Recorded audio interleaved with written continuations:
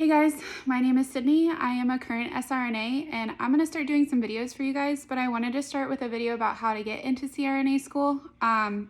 So these are just the steps, a very general overview, but it will help you get on the right track, which is what I want to do for you. So the first thing is 2 years in an ICU. You might think that it matters what ICU, but it actually doesn't. And here's why I say that, because if you're a pediatric ICU nurse, I swear to you, you will find a school that will take a pediatric ICU nurse and be grateful for your experience.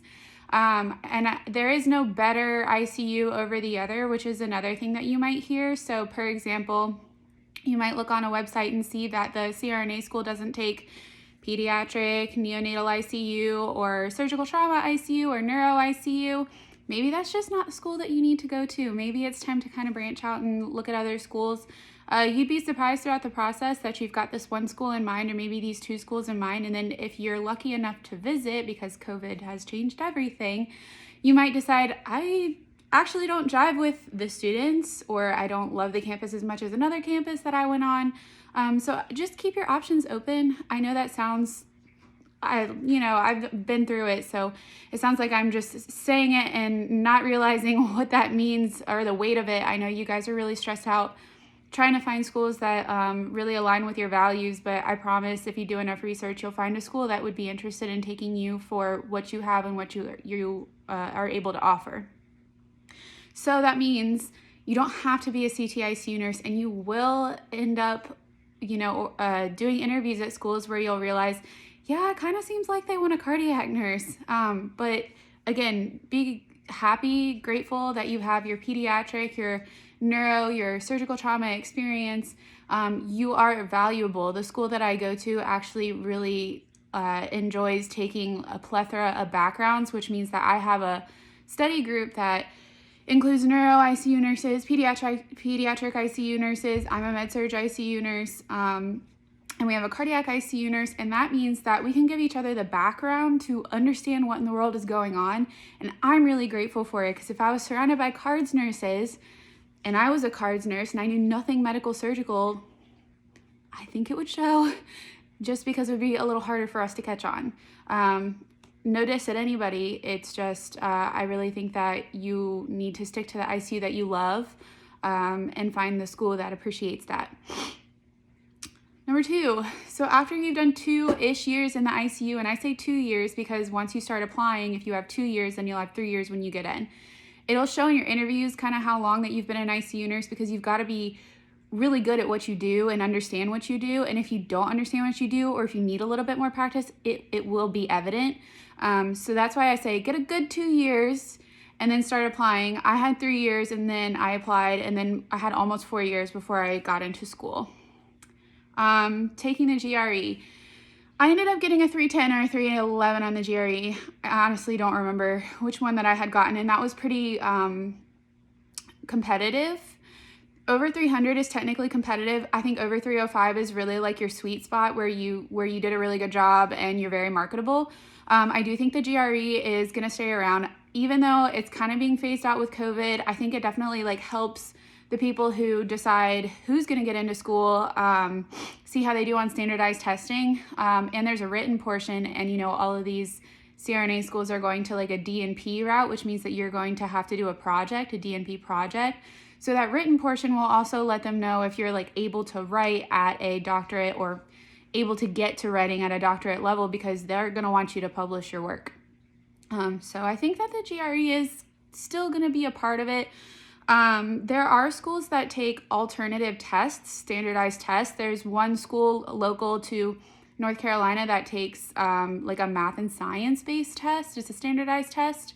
If you want more information, reach out and I'll figure that out for you. But if you're just I can't do the GRE, I don't want to do it again, I'm not doing very well, there are some alternative things that you can do. Get your certifications. So your CCRN, your PALS, you're going to have to get your ACLS anyway. But the reason that I say that is because, sorry, that's Mattis. The reason that I say that is because pretty much everybody in my cohort, and probably everywhere, has precepted and been a charge nurse. These are things that if you weren't a traveler, then they're probably just going to expect from you that you were either a charge nurse or precepting or both. And you usually can't do those things until you have the certification to do it. And the certification really means that you are competent enough in your skills to be able to teach other people it, to be able to take those really hard critical assignments. So those certifications kind of propel you to be able to experience and do the things that you're going to need to do to even be marketable for CRNA school. So I really encourage you to get on that. Let's see, I have my notes down here. Taking the hard assignments, again, it will show, not that you're going to know really anything going on in your first semester of CRNA school. It just is what it is, and I'm sorry, like, it happens to all of us. But if you take the hard assignments and you're in physiology, and again, you have no idea about nothing, even though you thought you did, at least you'll be able to relate back to patients you've had that were very critical, and you can say, okay, this concept makes sense because I remember this patient did this, and it's ridiculously invaluable. And like I said, we all have different backgrounds, so you can contribute that to your group and it will help them remember. Stories like that and the patients, they just really come full circle in the end, especially with CRNA school, with physiology. I'll be taking pathology soon. It's just really, really helpful, and I really, really encourage you to make sure that you're competent and comfortable with the sickest assignments before you decide it's time for CRNA school. How did I look different? So now you have your 2+ years, you've taken the GRE, you take the hard assignments, you take all your certifications. Now you look like everybody else. Congratulations, you've checked all the boxes. What did I do to be different for CRNA school? Well, everything that you do, especially all the things that you take or start to lead, do it 100%. And why do I say that?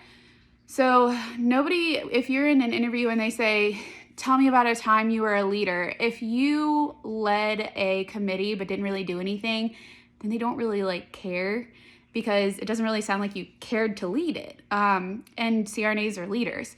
So I did the practice council. I was chair of the practice council, and I was a lot of leadership before that.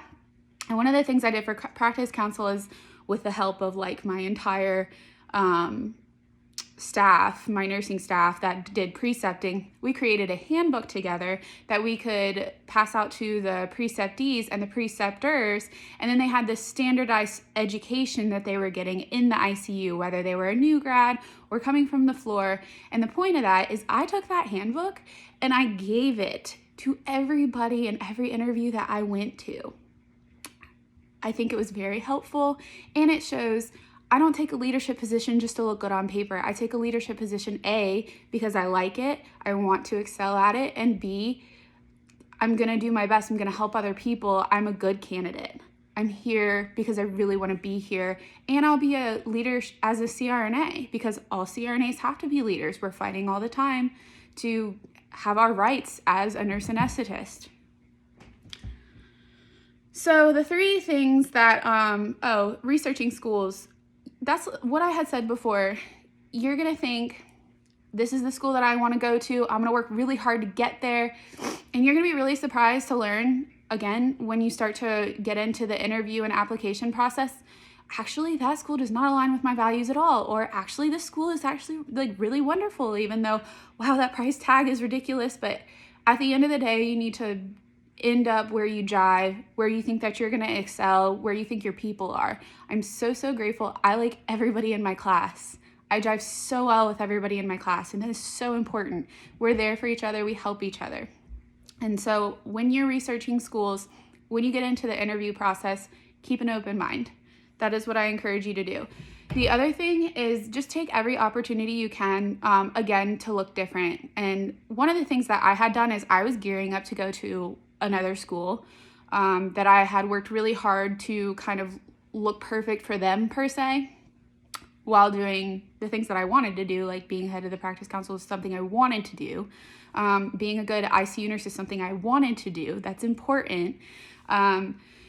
Anyway, there were 2 classes that I could take specific to the doctorate level curriculum for anything like nurse practitioner, nurse anesthetist, you would have to take it. And I could take them before I ever got into school with them. And since I was working full-time at the hospital paid for it. What am I telling you this for?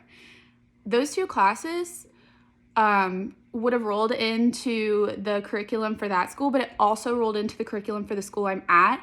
So in my first semester, there was a class that I didn't have to take because I had already taken it, which means that I could put more time to physiology and pharmacology and chem physics, which was really, really helpful because you're drowning no matter what. Even though you're enjoying it, you're drowning, I swear. But anyway, the point of that is if there's anything like that, I encourage you to research it, reach out to fellow SRNAs in places that you would be interested in going to and see if they have any suggestions. Reach out, network, figure it out. We are here for you. SRNAs, CRNAs, people who want to go to CRNA school, naturally, we like to help. That's why we're going back to school. We enjoy this. So the 3 things that I think that we're going to have to talk about further is prep for the interview and organization of a resume and entry essays. So these are the 3 really big things that say whether or not that you look good enough for that CRNA school. And I will probably talk about it in further videos.